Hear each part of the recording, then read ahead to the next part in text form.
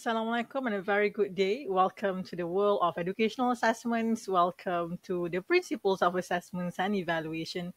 My name is Amy Zakaria and we are still within testing process. So we are going to look at one specific phase in the process, which is test assembly. So ingat Avengers je ke ada Avengers Assemble. Test pun ada test assembly tau. So if you are not my students, my slides are downloadable from my MOOC page. Please drop by and you only need to complete a simple registration process to be able to access and download all the materials, the notes, the PowerPoint slides, the activities that are covered throughout the semester. And I'm going to leave the link to my MOOC page underneath this video. So without further ado, let's begin. So test assembly is one of the processes within testing, and it is carried out at the end of the item construction process. So this is the entire outlook of a testing process. These are the phases involved in this process.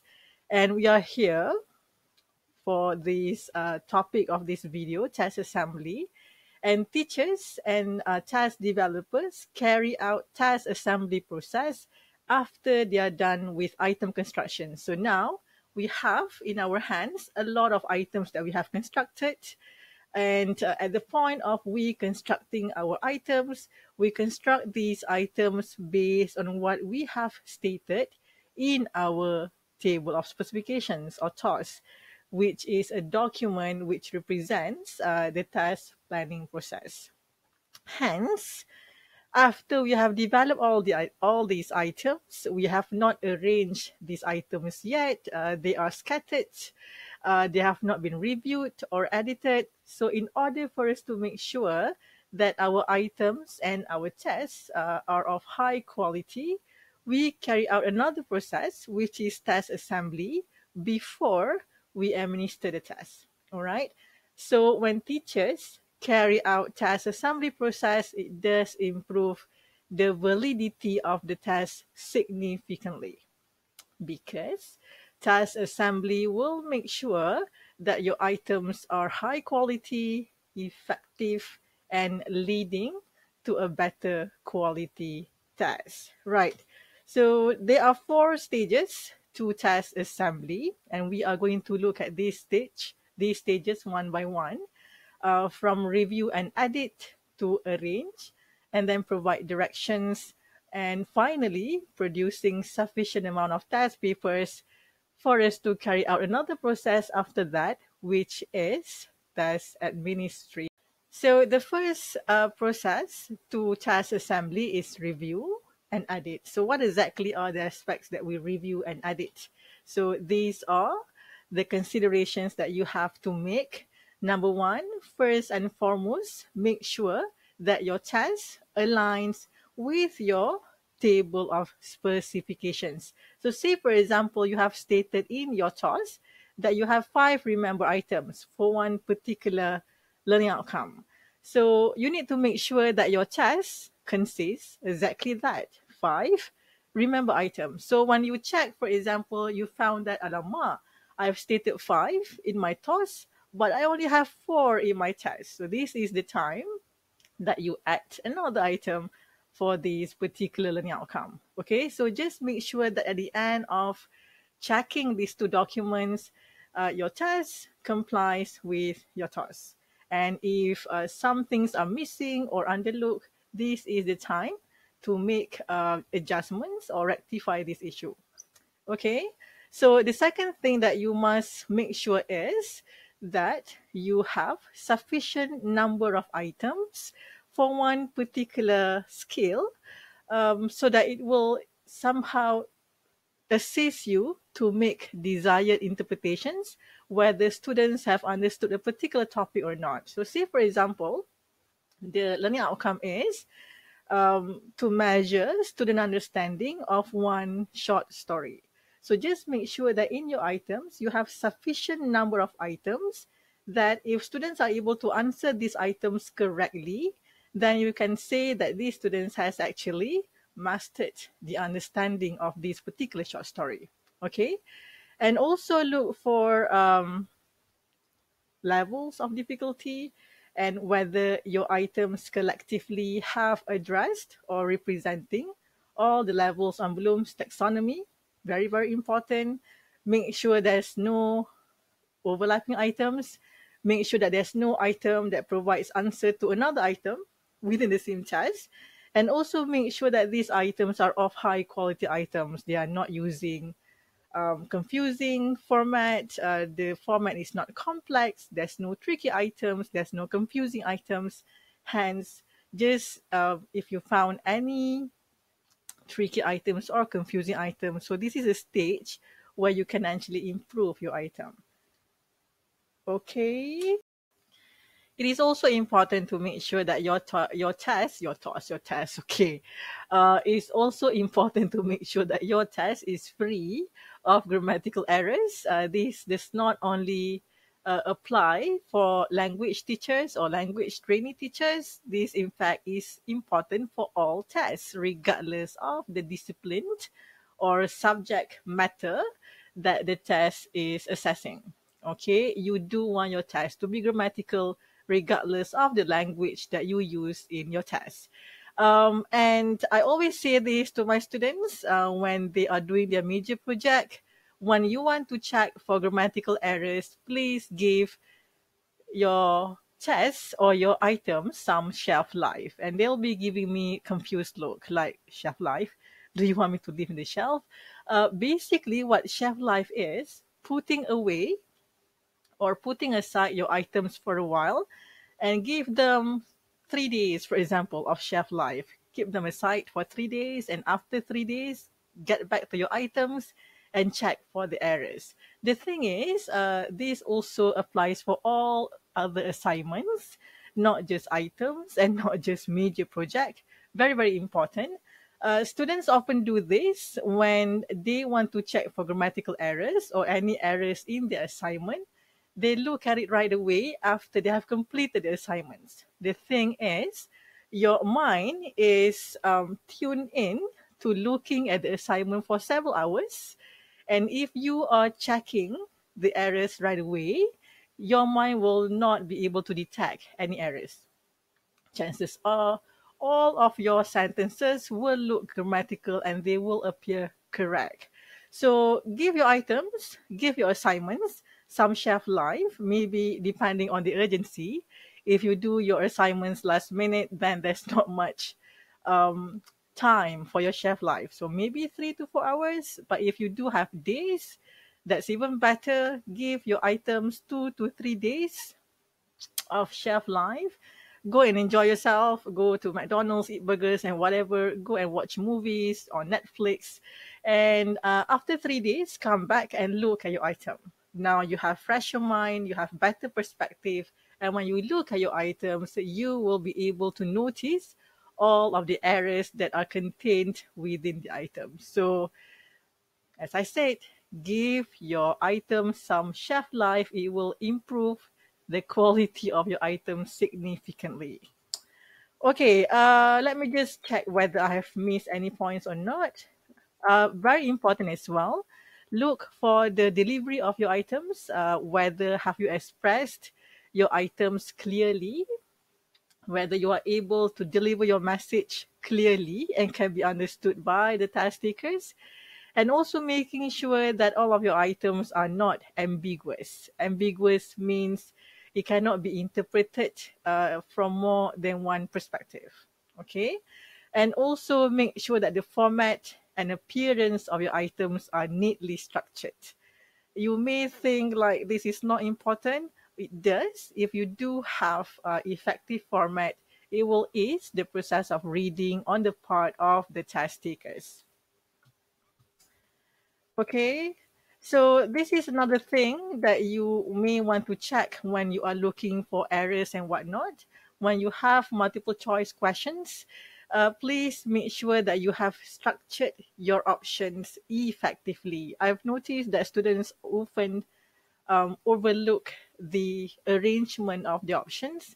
It does matter You need to be very careful when you construct items to the T, to the smallest detail. Even the arrangement of your options are very important. Okay, so I do have one example here, a multiple choice question with ineffective option arrangement. So um, I don't want to say that you have to arrange from the shortest to the longest, because effective options should be of about similar length, okay, as a measure to prevent students from adopting test-wise strategy. But there's still considerations that you have to make when your options represent certain values. There are values attached to these options. So please arrange your options from the least to the highest value. Okay. And I will be checking that as well when I go through your submissions of major project. Another thing is that for some subjects such as language and arts, for example, you will be using lots and lots of stimuli. So we have covered stimuli in another video. If you have not watched the video, I'm going to leave this particular video at the end of this video. So many video in the same sentence. So please go and have a look and watch that particular video. Right. So when you do have multiple stimuli in your test, my language students, when you do have passages and also text, please have an outline. Please have a border for your passage. This is for emphasis or penegasan. It is not really important for beauty format, but it is important to like capture the reading and focus of your students when they are going through these stimuli. So these are examples of the outline which I've taken out from my students of the previous semester's work. So I don't really expect you to have a very nice border in a format like this. If you do have the time and also the energy, so please by all means. But just a box will do, and then it will be neatly structured and it looks better, okay, and it gives good impression to the students about the effort that you have taken in doing your test. Okay, so there are also questions that you can ask just to make sure that your tests or your items are effective. So please look generally whether the task is free from clues or errors. Like for example, I mentioned sometimes we do find items that give answer to another items. Like for example, your objective questions somehow give clues to answer for essay questions. So please check, not just within sections, but across sections as well. Okay, whether you have appropriate time length and whether your items do in fact have answers, and all these answers are relevant. Very, very important. That is why when we do develop tests, we also develop our answer scheme prior to test administration, just to make sure that we have asked effective questions with answer. Okay, so another tips is that very, very important. This is also things that I don't really see a lot happening in tests, that the importance of crediting the author or mentioning the source of your article. So give the author the credit that they deserve. Please mention the author, and if no information of author is provided, then at least please state the URL or the web page where you have taken your stimuli from. For example, my language students, you will be using a lot of articles, so please credit or at least cite the sources. Same goes to my art students. You'll be using a lot of infographics, posters, buntings, advertisement. So these materials need to be cited. Okay. I have also elaborated on this very, very detailed in my other video on test stimuli. So let's move on to the second stage of test assembly, which is arrange. So our items have been reviewed and edited. They are high quality. They are free of grammatical errors. They have very, very nice structure. it's the time to arrange these items into a well formatted test. An item arrangement, basically, there are several considerations that you have to make, particularly in looking at the learning outcomes that these items assess, as well as the levels on cognitive domain that these items represent. So here, in these subsections of task assembly, we are going to look at how should we arrange our items. Whatever is the arrangement of the item, very, very important for us to think or achieve the goal of this, that the arrangement should assist the task takers in their answering process. So how do we arrange our items? Basically, the first approach is to have a bird eye view of all of your items so that you know the type of formats and structure and also specific types of each item that you have in your test. And please make sure that a separate format of tests, complex formats such as performance-based assessment, maybe it also assesses the same skill as your pen and paper test does. But when it's complex and separate format of assessment with an entirely different assessment task, please administer this as a separate part, not within the testing process. Okay? And also make sure that you keep all your items within the same item types together. So if you do have multiple choice items, labeling, matching, so keep them separate and they should appear under separate sections. They should not be jumbled up together. Okay. Hence, decide whether you want to name these sections as parts or as sections, either part A, part B, part C, or section A, section B, section C. It doesn't matter what you want to call them. What's important is that you do have categories and separations for each of these different item types. When we arrange items according to specific sections or parts, make sure that the least complex item type appears in the earlier sections and the final section should consist of items that is the most complex. So basically, how do we know which item type is the least complex and which item type is the most complex? These are examples or basically different item types. I'm eating my words. Oh God, this is irritating. Okay, so basically these are the different item types for objective item formats. Okay, not limited to, but these are the most commons. So matching, labeling, and these have been ordered according to the level of complexity. Matching is the easiest item.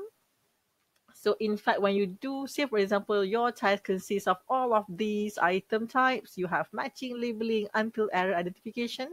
So when you want to group them together and make sections for each of these groups, so please make sure that matching is always the first item type that appear first in your test. Okay. Usually matching and labeling are about the same level of difficulty, but you as a test developer, you should know which of these is more difficult, for example.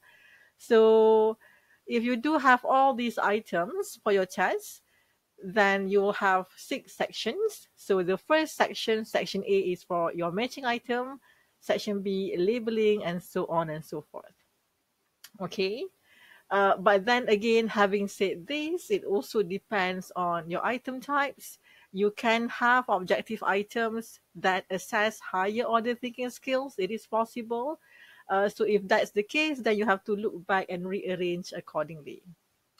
For your subjective items, we do have 3 subjective items. We have short answer, structured, and also essay. And these subjective items, and this is basically the level of complexity of these item types. So short answer is the easiest, followed by structured and also essay. And that is why for all tests or examinations, you'll be able to see that essay is always the final questions in the test because it is the most complex and time consuming to be answered.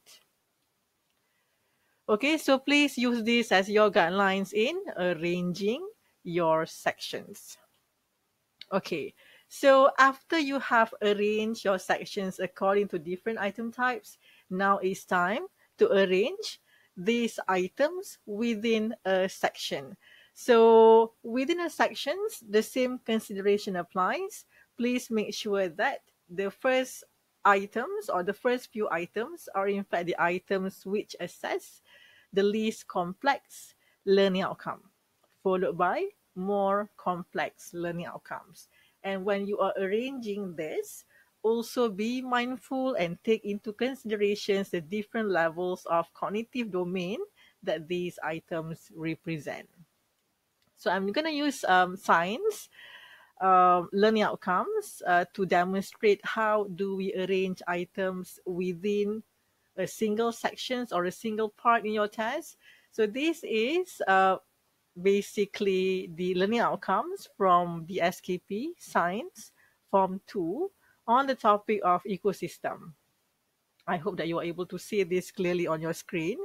And for the purpose of developing items, we do look at the first two columns, which are the standard kandungan and standard pembelajaran. So see, for example, I have developed items for two subtopics under ecosystem, which is aliran tenaga as well as kitar nutrien. Okay, and for all of these sub skills or subtopics, I have arranged and developed these items. So, for example, for this particular topic, I was about to say skill. For this particular topic, I have understanding, apply, analyze, and evaluate. So these are the items which I have created, and these items are based on these levels of Bloom's taxonomy cognitive domain. So say, for example, for each of these subtopics, I have developed two items for the first topic, two items for the second topic. Both of these items are understanding. And for apply item, I've developed one item, analyze one item, and evaluate is also one item. So based on this arrangement and also the items that I have, I'm taking into considerations the intended learning outcomes that each of these items assesses, as well as the levels on Bloom. And then this information, I use them to arrange my within a single section, the least complex learning outcomes. So these items should come first. Okay.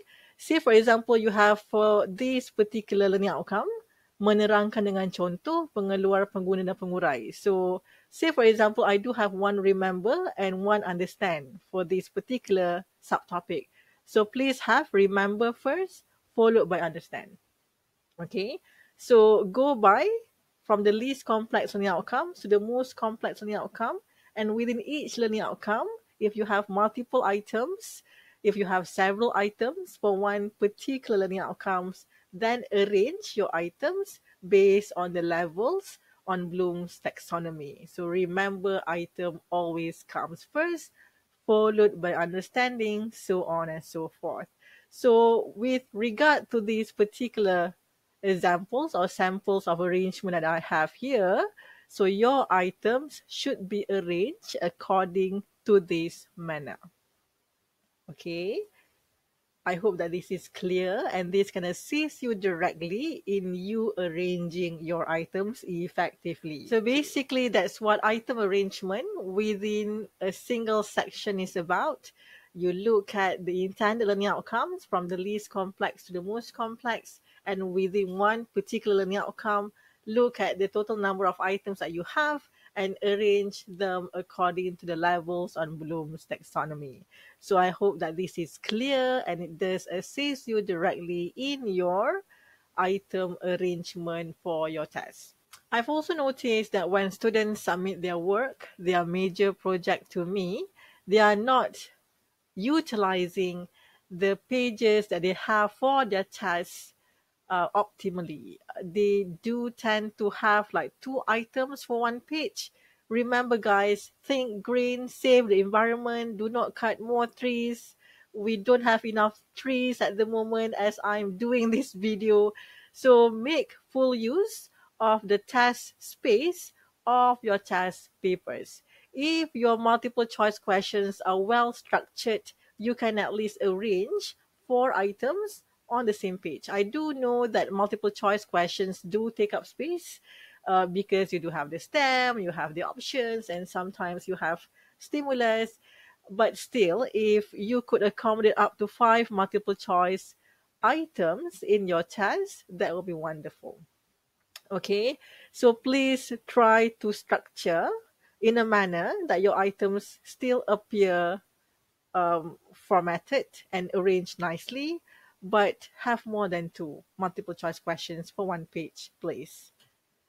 Okay, several tips which will maximize your scores and also will improve your test and also your items. So these are several tips I'm sharing here because these are the recurring errors that students keep doing when they submit their assignments to me. Number one, very, very important, make sure that every part or section begins on a new page. Even though when I said, where was I? Okay. Even though I said that you need to think green, don't cut trees unnecessarily, but when it comes to sections and parts, they do need to begin on a new page. Okay. This irritates me a lot. Number two, make sure that your whole item appears on the same page, not half of the item on page 2 and the other half on page 3. Okay, this is like a big sin. Please do not do that. Have them as a whole on the same page. Try to adjust. Okay. Number three, include page number. This will assist your test takers greatly in the process of them going through your questions.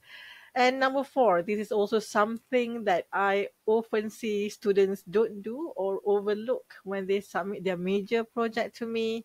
Please indicate the total marks for each section as well as indicate the total marks for each item. So this is very important because giving them or indicating the marks on your test papers will also be guidance to test takers with regard to the length of the answers and how many points are expected on them. Okay. Number five, ensure the use of standardized font type and standardized font size. Sometimes in one article, I can see that this article has 2 different fonts and as well as different font sizes, usually because students copy and paste directly from the source and do not make any modifications. Number five and number six basically ensures that you achieve a professional looking test at the end of test assembly process. Please guys, make the time, give some effort to make your test looks professional and nice looking. Okay. Please do not copy or paste directly from the source. If you copy and paste, then please make sure that the format is the same as what I've stated in number five. And if, for example, the text that you are using when you are copying from the source, the format is either in PDF or JPEG and it's not in Microsoft Word document format. And when you have 3 different passages, all these 3 passages will not appear standardized. One with different font, another one with different font. One is in Tahoma, the other one is Comic Sans, for example. So this does not give good impression to the test takers. It seems like you are not putting in effort to make your test professional looking. So please, if that's the case, then type the text. Make sure that these texts collectively across all the passages that you have achieved or represent the same font type and the same font size. Okay, so I'll be looking at this as well. And if you don't bother with this aspect, it's gonna lose you will be losing some marks, and you don't want to lose marks on formatting. Okay, so format is something that you can control, so please work on this. And finally, for number 7, please answer your own task. Just to make sure that the duration of the task is appropriate, and also the fact that when we are trying to put on the shoes of our task takers, you are able to understand how the task, how your questions will be perceived by the candidates.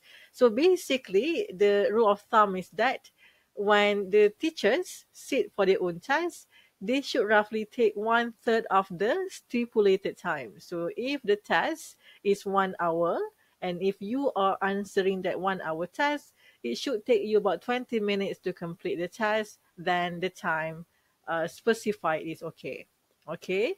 Otherwise, if you are taking longer or shorter, this is the time within the task assembly process to adjust and amend your task accordingly. All right, so we have looked at two stages in task assembly, which are number one, review and edit, and number two, arrange. So, say for example, we have reviewed and edited our items. Our items are free of grammatical errors, no tricks, no overlapping. It's all now we have all good high quality items, and we have arranged our items. They have been structured and formatted nicely on the task papers.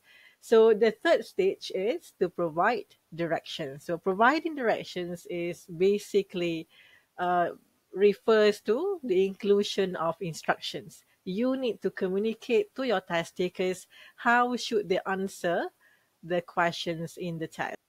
These are the considerations that you have to make in providing directions. How should they respond?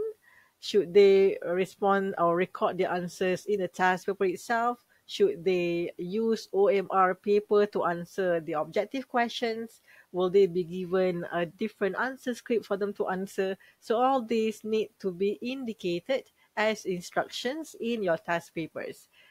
And also, how do you plan to assess certain questions in the test, as well as whether would you like to recommend to the students, please spend 30 minutes to answer the questions in these sections. So this is more in terms of time management. Basically, when we provide instructions at 3 different levels. So please make sure that you understand this clearly. Very important for you to do this in your test. So first is a set of instructions, a general instruction for test takers to answer the entire test. So usually these instructions appear on the first page or the cover page of your test. Okay, so the instructions that you have here is basically instructions on how should the candidates go about answering the whole test. The second type is the instructions for each section in the text. So you need to put in instructions underneath your sections or your part, and indicating or stating how should they answer the questions for that particular section. And finally, the instructions that you need to provide within each item. These might sound off, but basically a clearly stated item will in itself contains instructions on how students should answer that particular question. Okay? For example, state 3 types of assessments. So this is a well formulated questions within instructions. With instructions. For example, state is also an instruction that you are getting students to state. And how many types? 3 types.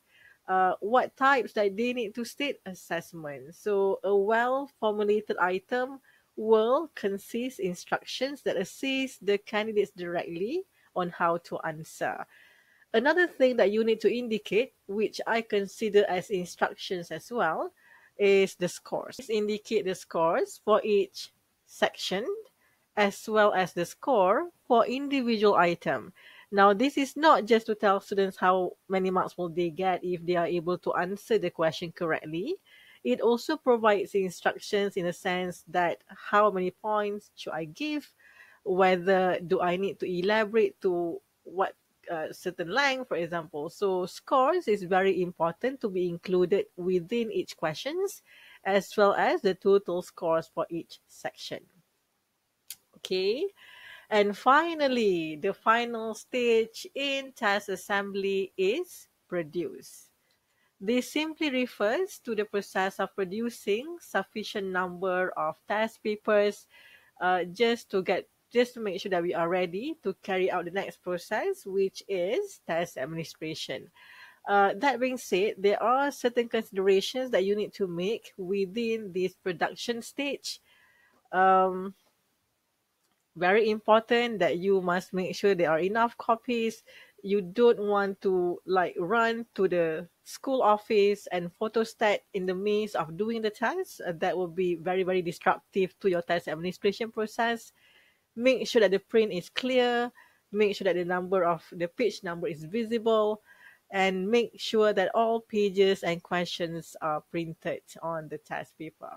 Okay, it's very common sense, but still it's something that you need to abide by, and you have to think ahead prior to the test administration process.